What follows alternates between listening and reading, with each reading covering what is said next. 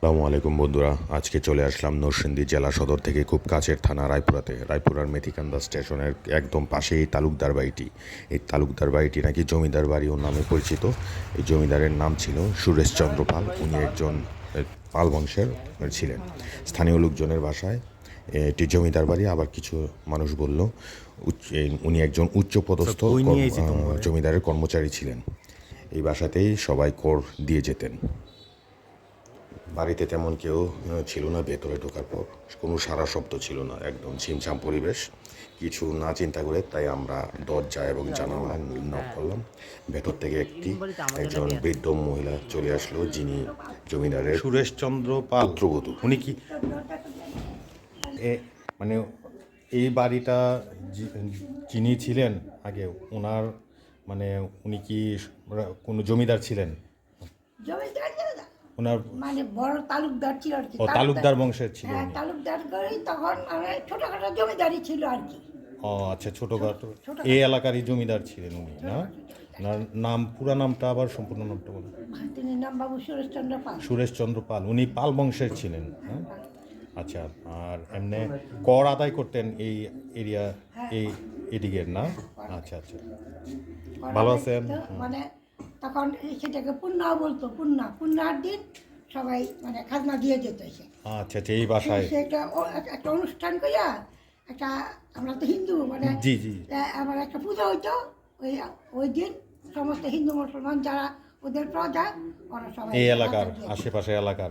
সে এলাকায় যারা পরে তারা ওই দিনটা খাজনা দিয়ে দিত। ও আচ্ছা, আর যারা খাজনা দিত না তাদের তো জমিদাররা দেখি অত্যাচার করতো। জি জি, জানাই, তবে আমি শুনছি এরা নাকি খুব একটা অত্যাচারী ছিল না। আচ্ছা আচ্ছা। আপনারা কি ওই জমিদার বংশের কেউ না? হ্যাঁ, আমরা পরম ওই সুরেশচন্দ্র পালের ছেলে হয়। ও আচ্ছা আচ্ছা, আপনি ও আচ্ছা। তাহলে এটা কত বছর পূর্বের? তারা 100 বছর আগে তো হবেই। আর সুরেশবাবুর বয়স এখন থাকলে মানে 130 এরকম হইতো। বুঝছি। আপনার এখন বয়স কত হবে? তিনি বয়স 96। 96। ওই যে ছবিটি কি উনি? না না, ওই ছবি এই যে আমার ছেলের ছবি। ওনারা বাইরে আছে নাকি? আমার ছেলে এখানেই থাকে। এখানেই থাকে? ছেলেই থাকে শুধু। আমার ছেলে আর আমরা দুজন। ও আজকে নাই? আপনার পুত্রবধূ, কন্যা, নাতি পুত্রবধূ মরে গেছে। পুত্রবধূর 2টা মেয়ে, ওই যে মধ্যে 2টা মেয়ে। জি জি, এখান থেকে ওইটার আমার বড় মেয়েটা মরে গেছে। ও আচ্ছা। এখন আছে আমার ছেলে আর ওই ছোট মেয়েটা আছে। বিয়ে করে নাই? একটু আগে ওরা মানে ভার্সিটিতে পড়ে। জি জি জি, চলে গেছে? একটু আগে এই গাড়িতে গেল। আচ্ছা আচ্ছা, ট্রেনে চলে গেছে মনে হয়। আচ্ছা, না আচ্ছা। আর আমরা তো দেখছি অনেক জমিদার বাড়িগুলি একটু এরিয়া একটু বড় থাকে, এই এরিয়াটা একটু অন্য জমিদার বাড়িটার তুলনায় একটু ছোট, একটু ছোটোখাটো জমিদার ছিলেন। বুঝছি, খুব বড় জমিদারি। বুঝছি বুঝছি বুঝছি। আচ্ছা, জমিদারদের তো মণ্ডপ বাড়ি থাকতো, একটা বাড়ির বাড়ি থাকতো। তবে আমাদের আশেপাশে ঘর ছিল অনেক ঘর ছিল।